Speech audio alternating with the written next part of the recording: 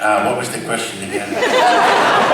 Do you have a more negative view of human nature? No, I have a very positive view. I always told you, I get ideas, and the ideas mostly come from our world, but the ideas come, and once in a while, as I say, I get an idea that's a cinema idea, and I fall in love.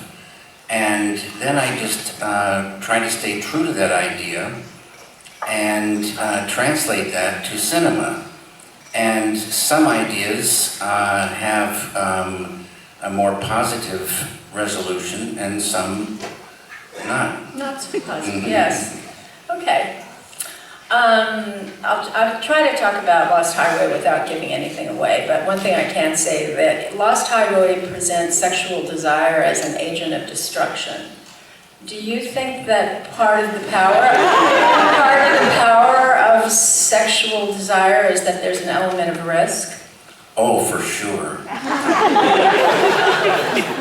Anything more you want to say about it? You know, sex is, we could talk for a long time. Okay, let's go. No. It, like many things, has a wide range. It can be very, very sublime and high, and spiritual even, or it could be the reverse. But it has to do with combinations. So everybody knows that it's the combo of two people, and each combo, even though you might be the same, the second person is different, and so it's always a different thing.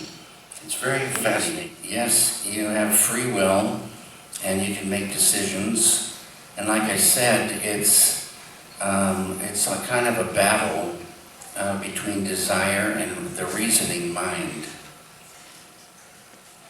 Which one usually wins? Desire. Yeah.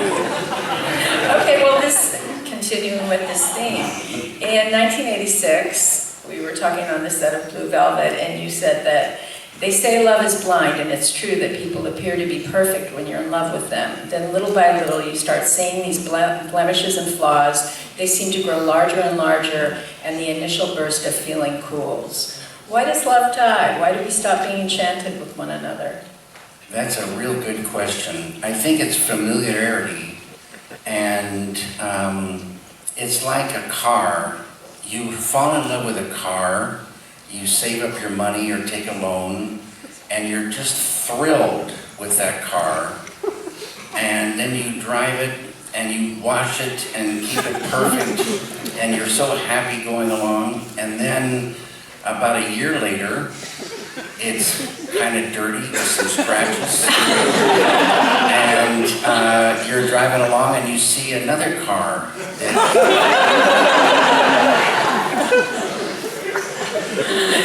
This isn't in my questions, but you once we were talking about the difference between men and women, and you said men want to hunt. Women don't have that, but it's a man can say, I don't want to hunt, I'm not going to hunt, but you want to hunt.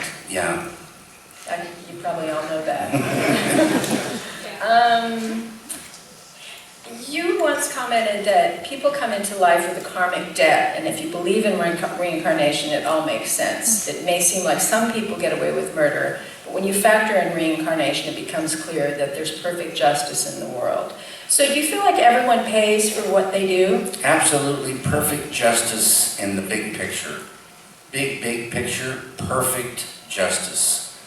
And it explains many things. How come somebody gets such great, free ride, and things just go very well, and other people are suffering and going through all kinds of things.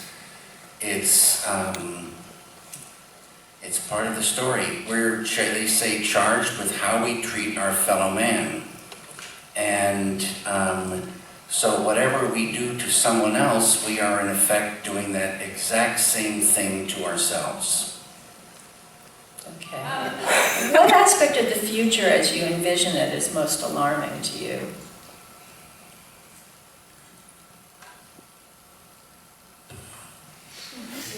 Not really. There have been many alarming things that have happened in the past.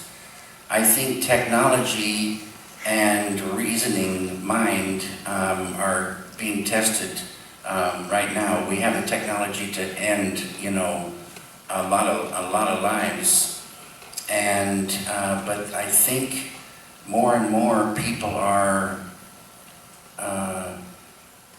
desiring peace and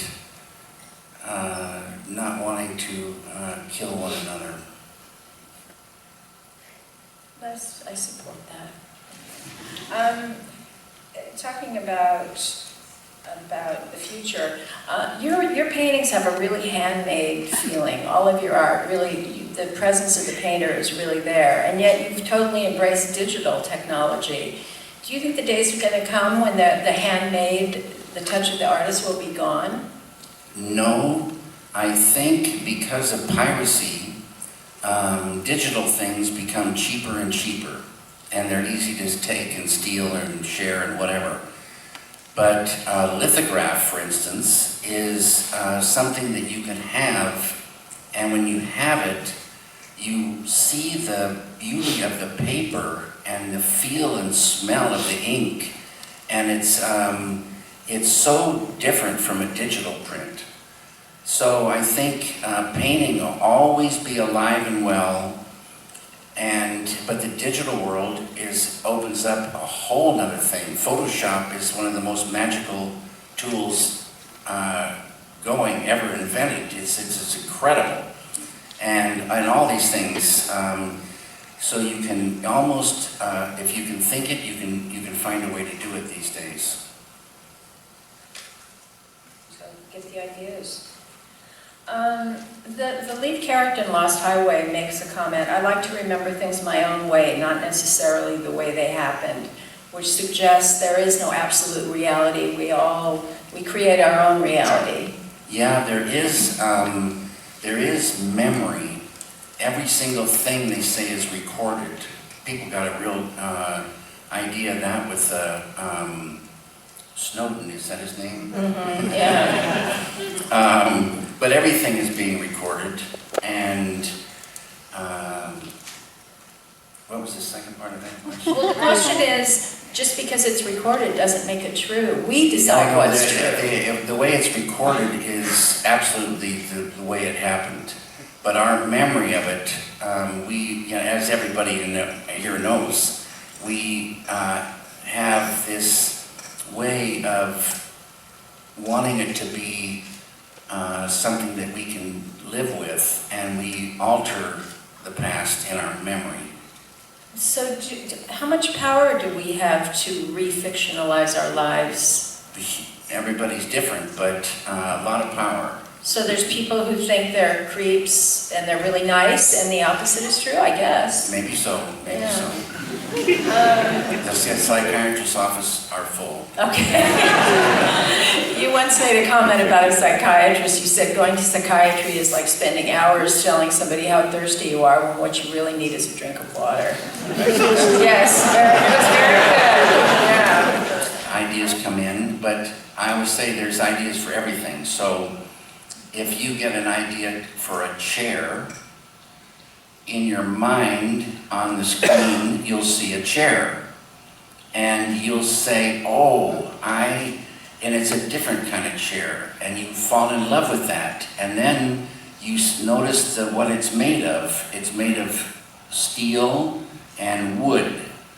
And so you then get those materials, and as you go into the shop, you keep checking the picture in your mind, and you build that, you translate that into the chair in the shop. The same way with cinema ideas, you have that in your mind, the feeling of it, the sound of it, to one degree or another. And it has a sound and a feel and a look and a mood, and you try to stay true to that as you translate it to the cinema. They talk to you, the ideas. You once said that Eraserhead was, of all your films, the one that is absolutely the truest to the way it was in your head. many things in Eraserhead. I would close my eyes and it would be, I'd open it on this cinema and it would be very close. That's amazing. Yeah. And you said that that was your most spiritual film. The most spiritual film. No one has ever gotten that from it. Well, can you elaborate on No, I can't elaborate. But I won't. The way it happened was I had these ideas and I had a feeling of something more than what it was. But I didn't know what it really was about for me. So I get out the Bible and I start reading, and I'm reading along, and it just happened. I see this sentence, and I said, "That's exactly it." What's the sentence? Come on, David. I never say. Read the whole Bible and try to find it. That's your homework for tonight. You've commented that you like the feeling of people coming out of darkness, and that's something in a lot of your work. What appeals to you about that? It's the story of humanity, and they say we fall and then we rise, or we get lost and we find our way home. And so you can be very lost and living in darkness, but you can find your way home, and you can find that light, become a light unto yourself. And it's a story, and they say it's the story of silence, the story of the absolute. And we're all part of the world family. We all are, they say, sparks off the divine flame. We all are together in this story.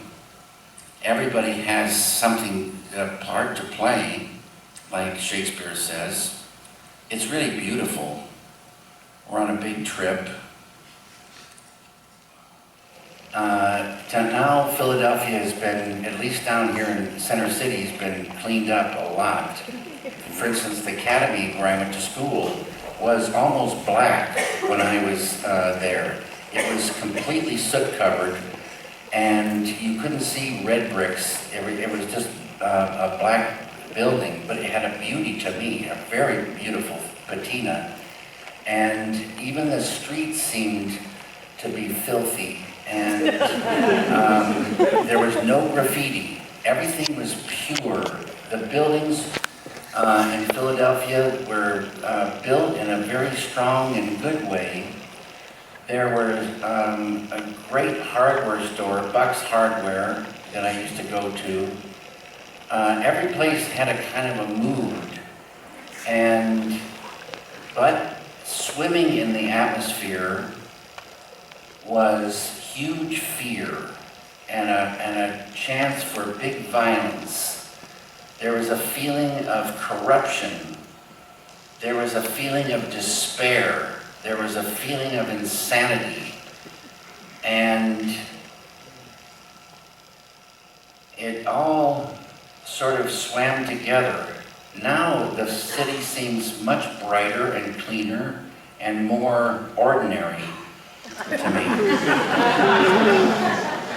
The question is about how did I enjoy the experience working with Louis C.K. and how did they come about?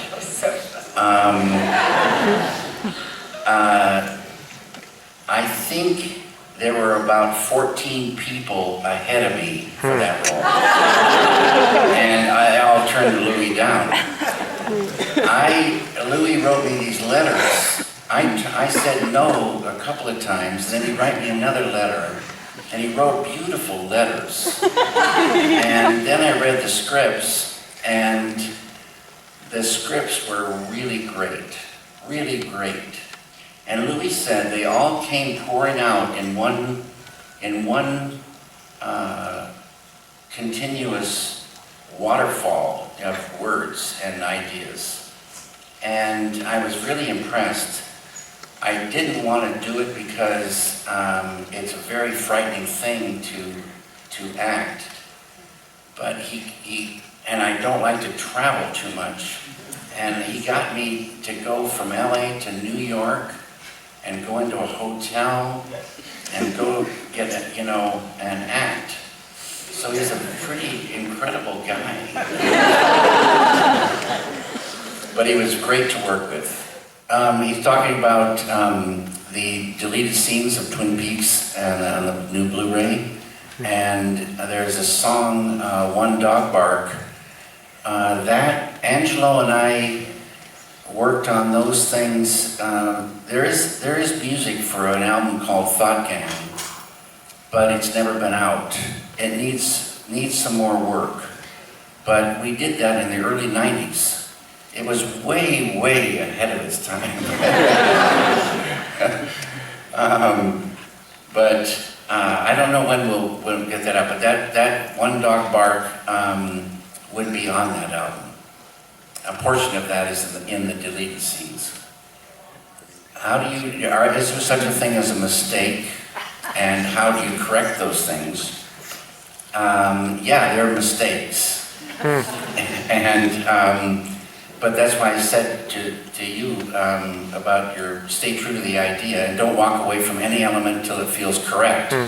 And I say the number one tool of the artist, or pretty much the number one tool of a human being, is intuition. It's a knowingness. And that thing of intuition can be found within also. That's a field of all knowingness within each one of us. And when that thing gets flowing, it tells you that is not correct, and it tells you a way to make it correct. So it's a very, very beautiful thing, this thing of knowingness. It's kind of unbelievable that there would be a thing like that, but it's true. And, but there's a thing called happy accidents. And sometimes you might make a mistake, but out of it could come something that conjures an idea that is such a blessing, and you just don't know how you got so lucky to get that thing, but it came out of a strange accident. And so I say always you should be on guard as you make something, because something could come along, an idea that you never thought you would work for this thing you're working on, but then you realize it's the missing ingredient, it's the missing thing. How could it be any other way?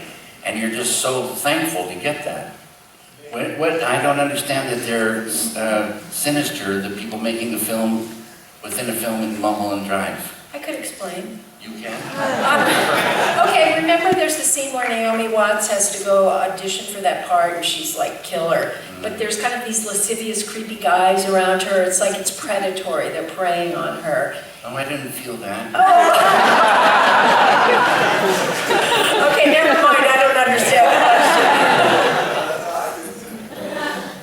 No, I think, auditioning is, a terrible, terrible thing.